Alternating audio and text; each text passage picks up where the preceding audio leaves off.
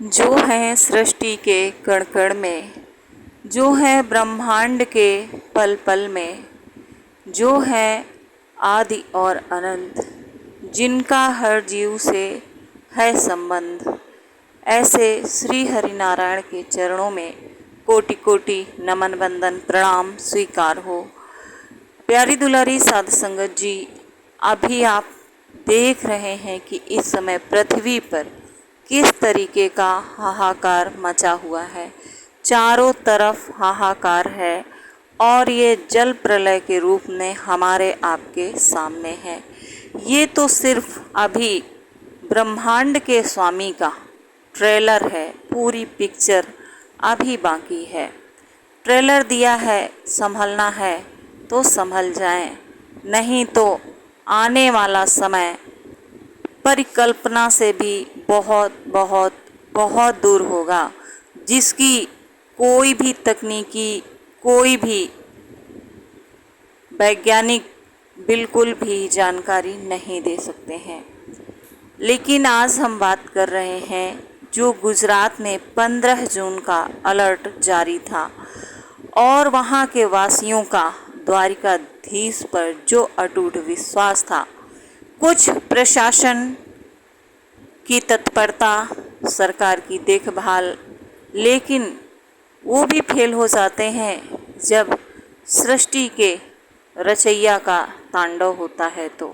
लेकिन द्वारिकाधीश ने अपने भक्तों को निराश नहीं किया है। 58 सालों में 4 बार ऐसी विनाशकारी स्थिति उत्पन्न हुई, लेकिन द्वारिकाधीश के एरिया का, द्वारिकाधीश मंदिर का बाल भी बांका नहीं कर सकी। साधु संगत जी, अभी आप ताज़ा उदाहरण देख रहे हैं, लेकिन ये इतिहास में पहली बार हुआ है। द्वारिकाधीश मंदिर में हमेशा से ही जब भी कोई ऐसी स्थिति आती है, यानी कि कोई विनाशकारी आपदा विपदा आती है, तो वहाँ पर 2 ध्वज फहराए जाते हैं, लेकिन कभी भी कोई ध्वज फटता नहीं है और वो स्थिति सामान्य स्थिति में परिवर्तित हो जाती है। इतिहास में ऐसा पहली बार हुआ है जब द्वारिकाधीश के शीर्ष पर जो 2 ध्वज फहराए गए, उनमें से एक ध्वज फट गया, लेकिन वहाँ के पुजारी जी का कहना था कि द्वारिकाधीश ने सारी आपदा अपने ऊपर ले ली। ऐसा होता प्रतीत भी हुआ साधु संगत जी, क्योंकि जैसी अनुमान लगाए जा रहे थे, द्वारिका तक आते आते समुद्र का जो तूफान था, साइक्लोन, वो कहीं ना कहीं मंद पड़ गया। उसकी जो रफ्तार थी वो कहीं ना कहीं मंद हुई। ज़्यादा कोई भी हानि की सूचना नहीं है। 550 के लगभग पेड़ टूटने की खबर है। कुछ जो मोबाइल टावर हैं उनके गिरने की खबर है। बाकी थोड़ा बहुत जो लोग दुर्घटना में आहत हुए हैं, 22-25 लोग तक। मवेशियों पर भी 22-25 मवेशियों का थोड़ा सा सूचना है, जिनकी शायद जान गई है मवेशियों की। बाकी इसके अलावा किसी भी तरीके की मानव की हताहत की कोई भी सूचना नहीं है। यानी कि द्वारिकाधीश ने अपने भक्तों की एक बार फिर से की रक्षा।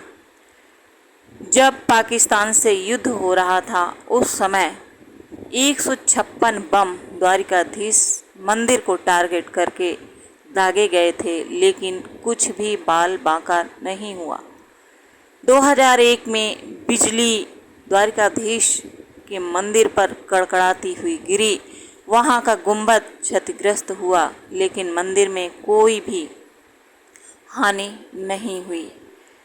इसी तरीके से द्वारिकाधीश अपने भक्तों की रक्षा कर रहे हैं। लेकिन एक बात सोचने योग्य है कि आखिर कब तक। ये वही साइक्लोन है जिसे द्वापर युग में द्वारिकाधीश ने जाते समय यही तूफान आया था, यही साइक्लोन, यही तूफान था जिसे बलराम जी स्वयं रोकने के लिए गए थे और वो निराश होकर के वापस आ गए थे। तब श्री कृष्ण ने कहा था कि जो होना है उसे रोकना मेरे भी बस में नहीं है, इसलिए व्यर्थ प्रयास ना करें। वही कलयुग में कल की अवतार ने भेजा है, हमें आपको सावधान हो जाना है। आखिर ब्रह्मांड हमसे आपसे क्या चाहता है, एक बार इस पर पुनर्विचार जरूर करें। हम आप रिश्तेदारों से, पड़ोसियों से, शासन प्रशासन से लड़ने का प्रयास कर सकते हैं, लेकिन सृष्टि से कोई भी लड़ने का प्रयास तो दूर परिकल्पना भी नहीं कर सकता है। जो ईश्वर के बनाए हुए पंच तत्व हैं, अग्नि से हम भोजन पकाते हैं, हमारे उदर की अग्नि शांत होती है। जल ही जीवन है, हम जल पी करके महीनों जीवित रह सकते हैं। श्वास के बगैर कुछ मिनट भी जीवित नहीं रह सकते हैं, यानी कि वायु। लेकिन जब ये विकराल रूप धारण करते हैं तो फिर किसी की भी नहीं चलती। एक चिंगारी सब कुछ जलाकर राख कर देती है। जल प्रलय आता है तो बांध के बांध टूटते चले जाते हैं। वायु का वेग जब विकराल होता है तो घर, मकान, पेड़ उजड़ते हुए प्रतीत होते हैं। तो अभी भी समय है, अभी भी संभल जाएं। बाकी आगे आने वाले वीडियो में आप सभी को बताएंगे कि ब्रह्मांड क्या चाहता है। हालांकि ये कल्पना से परे है, लेकिन जिस सृष्टि को नारायण हरि ने रचा है, उस सृष्टि के लिए हम क्या कर रहे हैं, ये एक विचार सोचनीय योग्य है। क्या हमारा जन्म सिर्फ और सिर्फ भोग विलास के लिए हुआ है? क्या इस धराधाम पर हम सिर्फ और सिर्फ सुख या दुख भोगने के लिए ही आए हैं? ऐसा क्या किया जाए कि एक पॉजिटिव वाइब्रेशन पूरे ब्रह्मांड में फैले, जिससे कि आने वाली विनाशकारी स्थितियों से बचा जा सके। ऐसी ही कुछ रोचक जानकारियों के साथ में, कुछ ज्वलनशील विचारों के साथ में आप सभी के समक्ष एक बार फिर से आना होगा। तो तब तक के लिए जय श्री हरि।